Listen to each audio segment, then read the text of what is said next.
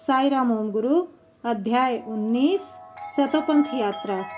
बद्रीनाथ से 22 किलोमीटर दूर त्रिकोणीय आकार की 1 किलोमीटर परिमाप वाली झील का नाम है सतोपंथ। यह समुद्र तल से 15,000 फुट की ऊंचाई पर है।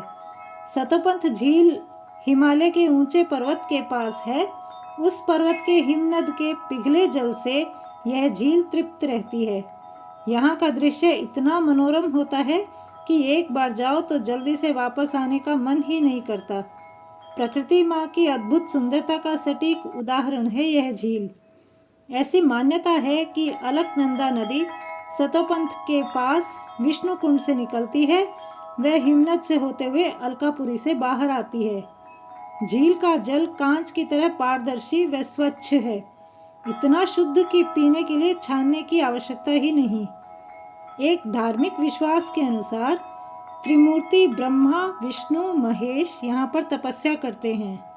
चूंकि उनके विराजने का स्थान त्रिकोणीय है, इसलिए इस झील का आकार त्रिकोण है। यह पवित्र स्थल निश्चित ही पृथ्वी का स्वर्ग है, जहाँ त्रिमूर्ति एक साथ तपस्यारत हैं। ऐसा भी विश्वास है कि प्रत्येक एकादशी को भगवान विष्णु इस झील में स्नान करते हैं, इसलिए एकादशी के दिन यहाँ स्नान करना बहुत पुण्य माना जाता है। इस अति रमणीय दृश्य को देखने के लिए ओम गुरु व उनके समूह सदस्यों के अलावा कुछ और लोगों ने भी समूह में सम्मिलित होकर एक साथ जाने का निश्चय किया, किंतु यात्रा वाले दिन बद्रीनाथ से निकलते समय केवल 8 लोग ही आए। स्वेटर, मोजे, जूते, टोपी आदि पहनकर हाथों में डंडे थामे वे आगे बढ़े। स्थानीय लोगों ने उन्हें शुभकामनाएं दी। बद्रीनाथ से कुछ दूरी तय करने पर माता का एक मंदिर आया। सतोपंथ जाने वाले सभी यात्री यहाँ माता के दर्शन करके ही आगे जाते हैं। माता मूर्ति भगवान बद्री विशाल की माता हैं। इस मंदिर में वार्षिक महोत्सव एक धार्मिक आयोजन है, जिसमें नर नारायण अपनी माता जी से मिलने आते हैं। उत्तराखंड सरकार उस त्योहार को धूमधाम से मनाने में सहायक होती है। ओम गुरु व उनके साथियों ने मंदिर में माता के दर्शन किए और यात्रा को जारी किया। सतोपंथ जाने का रास्ता बहुत पथरीला है। एक गलत कदम सीधा मौत के मुंह में धकेल सकता है। इसी रास्ते पर चलते चलते वे सतोपंथ झील पहुंचे। अब जो दृश्य उनकी आंखों के सामने था, उससे उनका मन प्रसन्न होकर भाव विभोर हो उठा। सबने एक दूसरे को छूकर सुनिश्चित किया कि यह वास्तविकता थी, न कि स्वप्न। सतोपंथ झील की सुंदरता अपने चरम पर थी। वह निर्मल जल से लबालब थी। उसका त्रिकोण आकार त्रिमूर्ति की साक्षात उपस्थिति का आभास करवा रहा था।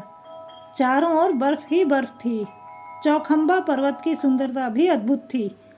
देवगण जहाँ विहार करने आते हैं, उस सतोपंथ में मनुष्यों के रहने का कोई संकेत नहीं था। वहाँ मोबाइल द्वारा किसी से संपर्क नहीं साधा जा सकता, क्योंकि टावर की कोई संभावना ही नहीं होती।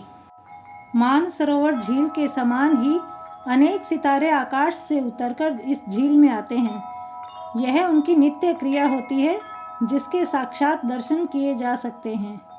वहाँ होने वाली एक और रुचिकर बात है कि यदि भूल से भी कोई झील में कूड़ा करकट डाल दे, तो अगले ही क्षण कुछ पक्षी उड़ते हुए झील में उतरते हैं और उस कूड़े को हटाकर पुनः झील को स्वच्छ कर देते हैं। चूंकि सतोपंथ में मनुष्य तो क्या, किसी भी जीव का स्थायी निवास नहीं है, फिर झील की पवित्रता बनाए रखने के लिए पंछी आते कहाँ से हैं? यह एक बड़ा प्रश्न है। विशेषज्ञों द्वारा सतोपंथ झील के जल का निरीक्षण करने पर पाया गया कि यह कभी भी दूषित न होने वाला जल है। ऐसे पावन स्थल पर गहन ध्यान करने से सामान्य से 1000 गुना अधिक शक्ति प्राप्त होती है। इस झील के जल में स्नान करने से न केवल इस जन्म के अपितु पूर्व जन्मों के भी पाप धुल जाते हैं। पूर्णतया पवित्रता प्राप्त करने के पश्चात हमारे शरीर में नव ऊर्जा का संचार होता है। ओम गुरु हर्षित हृदय से भगवान बाबा के प्रति कृतज्ञता प्रदर्शित करते हुए स्वयं को सौभाग्यशाली मानते हैं कि उन्हें ऐसे सुंदर स्थल एवं पावन झील के दर्शन प्राप्त हुए। जय साई राम, जय ओम गुरु।